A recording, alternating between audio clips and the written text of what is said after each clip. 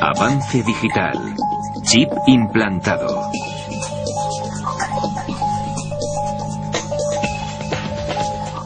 Olvidar las contraseñas del ordenador es algo muy corriente, pero puede que la solución esté literalmente a mano con implantes de chips de ordenador. Ahora, algunos fans de la tecnología en Estados Unidos están poniendo chips de identificación por radiofrecuencia bajo la piel para poder usarlos para facilitar tareas cotidianas. El EM402 RFID Tag Q5 implantado en la mano de Mikey Sklar es tan pequeño como una ampolla de cristal que cuesta unos $2. Un médico realizó la operación en la cocina de Sklar. El chip seguirá activo durante unos 100 años.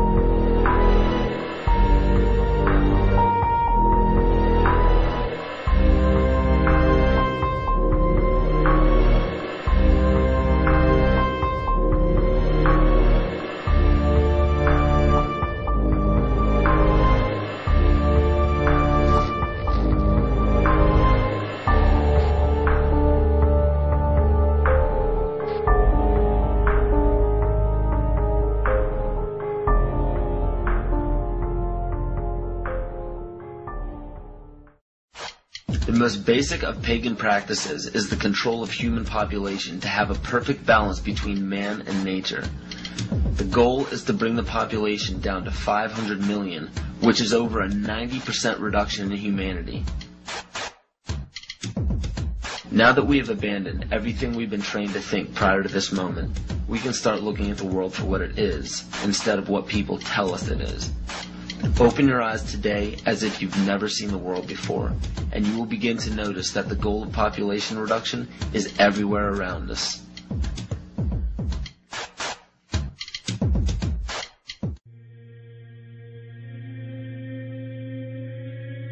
He who controls food controls the world. Well, they said in 1962, we're going to work toward total global implementation of Codex Alimentarius on December 31st, 2009. They were sort of guidelines. Now, Codex Alimentarius Commission is administered by the World Health Organization, WHO, and the FAO, the Food and Agriculture Organization. They fund Codex and they run it at the request of the UN. So they're mommy and daddy to Codex Alimentarius. In 1994, Codex, with no notice here in this country whatsoever, declared nutrients, put on your intellectual seatbelts, declared nutrients to be toxins. They're poisons. Under Codex, every dairy cow on the planet must be treated with Monsanto's recombinant bovine growth hormone. Furthermore, under Codex, every animal used for food on the planet must be treated with subclinical antibiotics and must be treated with exogenous growth hormones. If you do the numbers in the WHO FAO projections, the epidemiological projections, they estimate, not I, that just the vitamin and mineral guideline alone, when it goes into global implementation on December 31st, 2009, will result in a minimum of 3 billion, that's B, bad, big, billion deaths. 1 billion through simple starvation. Those folks who die are not particularly economically successful from the point of view of the corporations, but the next 2 billion. They will die from the preventable diseases of undernutrition.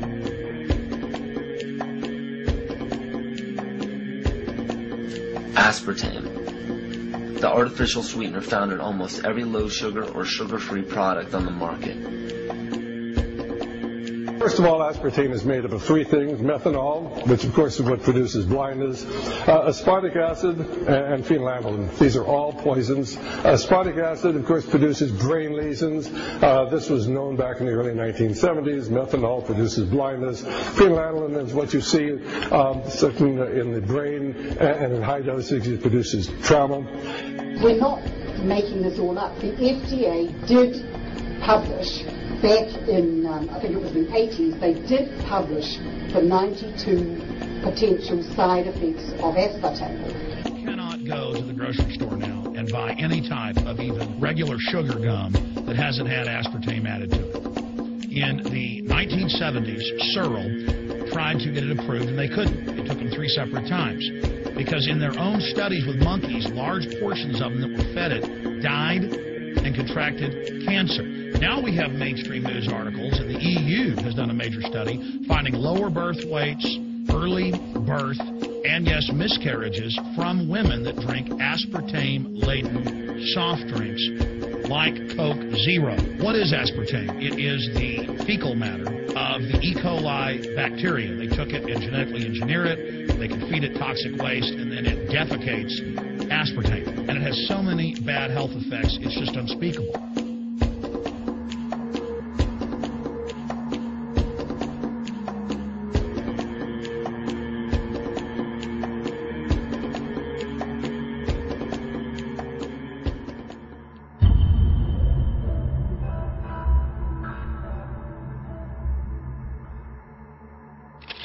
This is being done by design. It's also very, very addictive.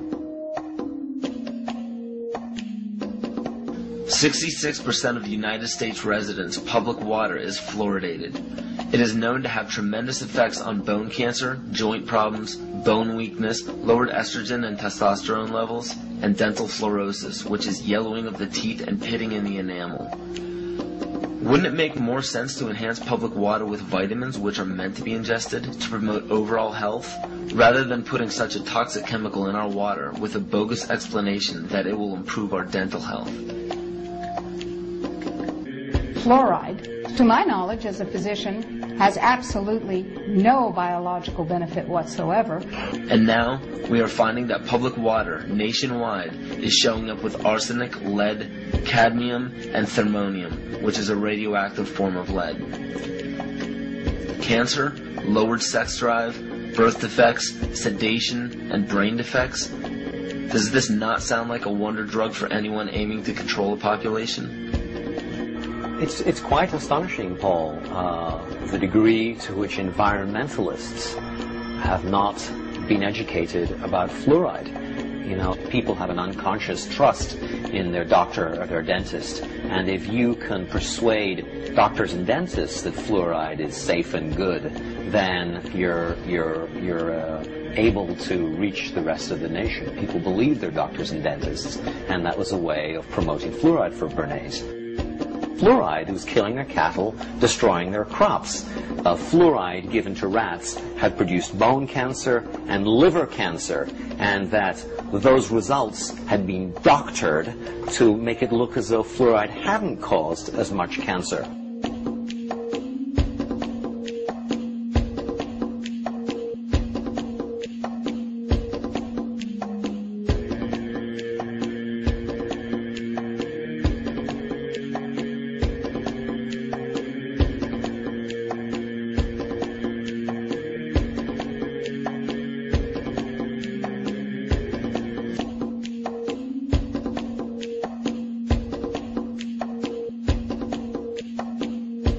It is in tens of thousands of products.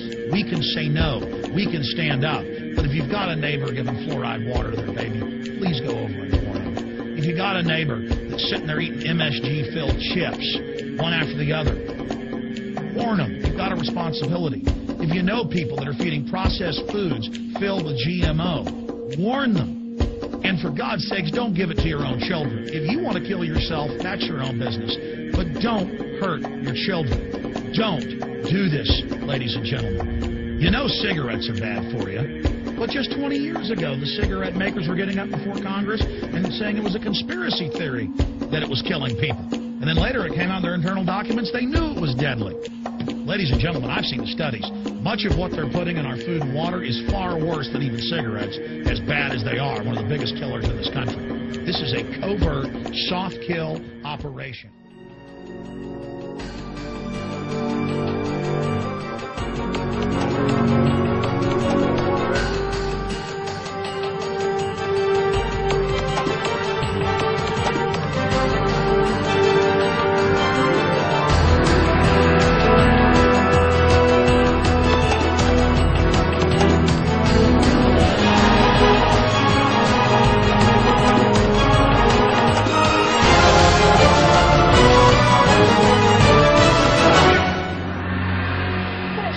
Substance found by a southwest Arkansas man be part of a government test? Well, that's the question at the heart of a phenomenon called chemtrails, now getting widespread attention. They begin as normal contrails from a jet engine, but do not fade away like a normal contrail. Soon after, he saw particles in the air. You know, because we'd see it drop to the ground in a haze. Nichols then noticed the material collecting on the ground. This is water and stuff that I collected in bowls. I had it set out in my backyard on my dad's pickup truck. KSLA News 12 had the sample tested at a lab. The results? A high level of barium, 6.8 parts per million, more than 3 times the toxic level set by the EPA.